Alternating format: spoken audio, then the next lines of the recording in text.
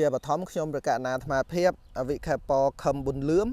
សូមលំអត់លំអរកាយនមស្ការក្រាបថ្វាយបង្គំចំពោះគុណបរតនត្រ័យទាំង3ដោយសេចក្តីគោរពនមស្ការគណៈគុណចាស់គ្រប់ព្រះអង្គចម្រើនពរញាតិញោមគ្រប់រូបដោយវីដេអូនេះខ្ញុំកណានអាត្មាភាពសូមធ្វើការឆ្លើយសំណួរញោមដែលបានឆាតមកសួរតាក់ទងនឹងបុគ្គលអសប្បុរសដោយញាតិញោមមិនបានស្ដាប់នៅក្នុងការសម្ដែងធัวរបស់ខ្ញុំកណានអាត្មាភាពកាលពីប្រជុំបិណ្ឌកាន់បិណ្ឌដែលអាហាររបស់អវិជ្ជាពេលនោះញាតិញោមមកស្ដាប់តង់ពាក្យថាអសប្បុរិស័កសង្ឃសេវៈនិងកិរិយាសេពគប់នៅបុគ្គលជាអសប្បុរសហើយកាលណាបើសេពគប់បុគ្គលអសប្បុរសពេញបរិបូរណ៍នឹងបំពេញឲ្យទៅជាអសធម្មសាវណៈអញ្ចឹងគឺកិរិយាមានស្ដាប់នៅព្រះសទ្ធមព្រះធម៌ប៉ុន្តែអ្វីដែលគាត់ចង់ដឹងគាត់សួរថាដើម្បីធ្វើការកត់សម្គាល់ថាបុគ្គលនោះជាអសប្បុរសឬមនុស្សនោះជាមនុស្សអសប្បុរសឬក៏មនុស្សមិនល្អអសប្បុរសនិយាយចុះមនុស្សមិនល្អចុះញាតិញោមស្ដាប់បានតើយើងអាចសម្គាល់បានយ៉ាងដូចម្ដេចបើភ្នែកច្រមុះមាត់ត្រចៀកដូចគ្នាដៃជើងអីចេះនេះហើយបុគ្គលខ្លះនោះក៏និយាយល្អពោលល្អទៅទៀតស្ដាប់មកលឹងបរោះទន់ត្រចៀកទៅទៀតបុគ្គលខ្លះប្រកែនិយាយអញ្ចឹងទៀតតើបុគ្គលដែលប្រកែនិយាយរបៀបហ្នឹងជាបុគ្គលអសប្បុរសឬក៏សប្បុរសញោមគាត់សួរអញ្ចឹងថ្ងៃនេះខ្ញុំកណ្ដាលថាភាពឆ្លើយមួយសំណួរនឹងចោះគឺបុគ្គលសប្បុរសសប្បុរិស័កបុគ្គលអសប្បុរិស័កបុគ្គលជាអសប្បុរសព្រះសម្មាសម្ពុទ្ធព្រះអង្គទ្រង់ត្រាស់សម្ដែងនៅក្នុងបត្រៃបិដកមិនពាក្យរបស់ខ្ញុំកណ្ដាលថាភាពទេព្រះសម្មាសម្ពុទ្ធសម្ដែងទៅកាន់ភិក្ខុទាំងឡាយគួរឲ្យកត់សម្គាល់ថាបុគ្គលជាអសប្បុរសមានធัวសម្គាល់4យ៉ាងបុគ្គលអសប្បុរសមានធัวសម្គាល់4យ៉ាងទី1បុគ្គលជាអសប្បុរសនឹងឯងតែងតែពោលទោសអំពីបុគ្គលដទៃតែងតែពោលទោសនៅបុគ្គលដទៃណាគេមិនល្អនិយាយទៅគេធ្វើល្អប៉ុណ្ណាក៏គេមិនល្អអញ្ចឹងណាទោសគេមានតិចតួចពលាឲ្យបានច្រើនទី2គឺបុគ្គលនោះឯងបំបិតនៅគុណរបស់អ្នកដតីអ្នកនោះធ្វើល្អអ្នកដតីមានគុណល្អប៉ុណ្ណាក៏ដោយគឺព្យាយាមបិទបាំងមិនឲ្យគេដឹងទី3តេតងនឹងរឿងទោសរបស់ខ្លួនឯងគឺព្យាយាមមិនពោលទេដោយលាក់បាំងហើយទី4នឹងឯងគឺតែងតែលើកអំពីគុណសម្បត្តិពោលអួតគុណខ្លួនឯងខណៈដែលមិនមានប្រមាណនឹងក៏ដោយនេះគឺជាបុគ្គលអសប្បុរសខ្ញុំកណ្ដាលអាភិបធ្វើការពលាសេចក្តីបន្តិចចុះក្រែងលោញាតិញោមគាត់ស្ដាប់មិនទាន់ឬក៏មិនច្បាស់ដោយចំណុចមួយណា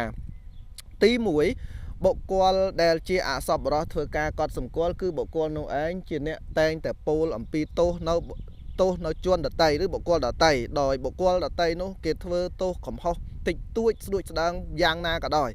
ប៉ុន្តែបុគ្គលជាអសប្បុរសអាចពោលទោសបុគ្គលនោះបានច្រើនវែងអន្លាយកុំថាឡើយដល់បុគ្គលនោះត្រូវបានគេហៅមកសួរអំពីទោសអ្នកដតីនោះណា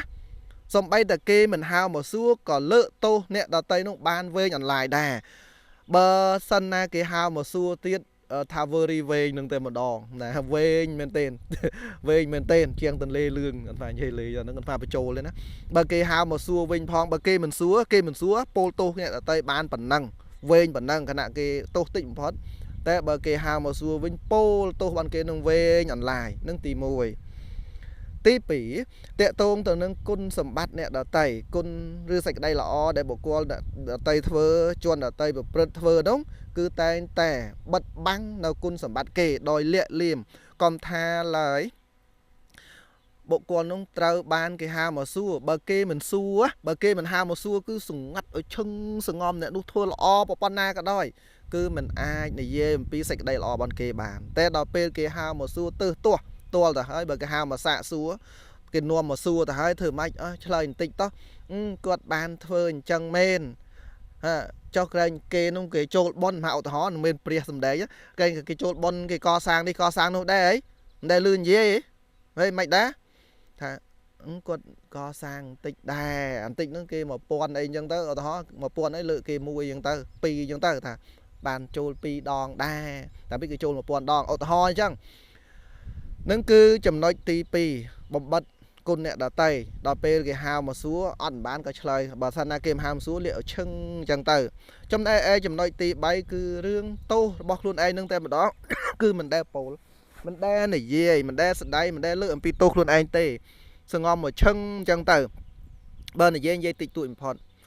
ហើយកុំថាឡើយបើគេហៅមកសួរបើគេមិនហៅសួរវិញបុគ្គលជាអសប្បុរសហ្នឹងសងំអត់និយាយហ្មងទោសខ្លួនឯងធ្វើខុសប្រមាណក៏ដោយអត់និយាយហ្មងទោះឲ្យធ្វើខុស20ធ្វើខុស100ធ្វើខុស1000ក៏អត់និយាយសំបីតែមួយតែដល់ពេលបើគេហៅមកសួរត្រូវបានគេនាំមកសួរ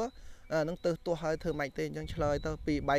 1000ទោស1000កំហុសអីឆ្លើយឲ្យបាន2 3គាត់ថាអត់សោះណាបន្តិចអ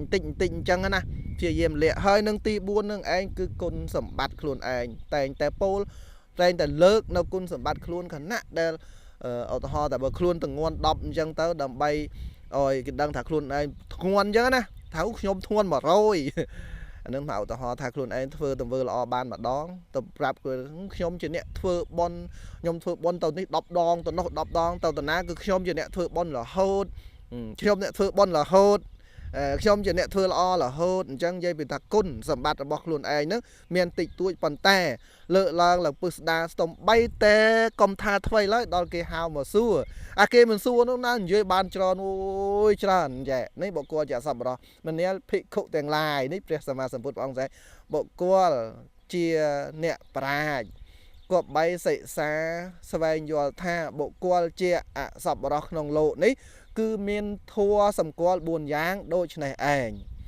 ធัวសម្គាល់4យ៉ាងញាតិញោមមករំលឹកសង្ខេបមកវិញមុននឹងបញ្ចប់ណាគឺទី1បុគ្គលនោះឯងតែងតែពោលអំពីទោសជួនដតីឬបុគ្គលដតីបុគ្គលអសប្បុរសទី1ពោលអំពីទោសលើកទោសអ្នកដតីដែលគេមិនខុសដល់ទៅ10ផងយើងថា20 30ទី2គឺលុបបំបត្តិនៅសេចក្តីល្អរបស់អ្នកដតីហើយទាំងគេមិនសួរទាំងគេសាកសួរគឺលុបចោលទាំងអស់តបៃនិយាយអត់ពឹស្ដារទេបើគេសួរទី3គឺតេតងនឹងរឿងទោសរបស់ខ្លួនឯងធ្វើខុសច្រើនតែនិយាយតិចតួចប្រាប់គេតិចតួចបើគេមិនសួរគឺមិននិយាយតែម្ដងលាក់ឲ្យឈឹងបើគេសួរក៏ទៅទាស់ទាល់មុខអីក៏ឆ្លើយតិចតួចទៅហើយនឹងទី3ខ្លួនឯងធ្វើគុណធ្វើសេចក្តីល្អទី4ខ្លួនឯងធ្វើគុណធ្វើសេចក្តីល្អតិចតួចទេប៉ុន្តែថានិយាយពីអង្គុយនិយាយហ្នឹងគឺថាកាន់ខែកាន់ឆ្នាំអញ្ចឹងទៅហ្នឹងគឺជាពុទ្ធដីការបស់ព្រះសម្មាសម្ពុទ្ធឲ្យយើងក្នុងនាមជាមនុស្សជាពុទ្ធបរិស័ទឬមនុស្សក្នុងលោកនេះឲ្យកត់សម្គាល់ថាដូចម្ដេចទៅហៅថាជាបុគ្គលអសប្បុរសអសប្បុរិស័កណាដូច្នេះហើយញាតិញោមគប្បីជៀសវាងទៅកុំទៅជាសង្ឃសេវៈទៀតកុំទៅសេពគប់អី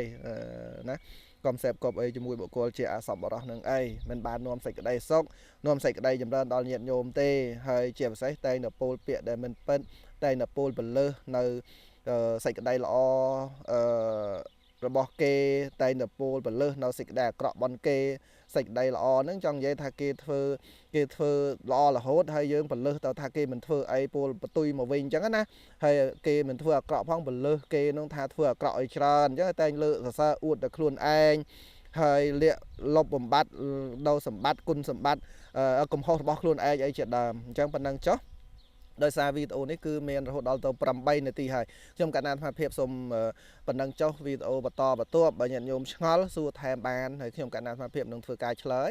តបហើយវីដេអូបន្ទាប់អាចនឹងឆ្លើយអំពីបុគ្គលជាសប្បុរសដើម្បីកត់សម្គាល់ថាបុគ្គលនោះជាសប្បុរសដើម្បីនឹងញាតិញោមស្រួលនឹងកត់សម្គាល់ហើយនឹងទៅសេពគប់រាប់រោគបស្រ័យតាកតងជាមួយជាបុគ្គលប្រភេទណាអញ្ចឹងខ្ញុំកណ្ណាអាភិបនឹងព្យាយាមនឹងចាញ់វីដេអូខាងក្រោយទៀតញាតិញោម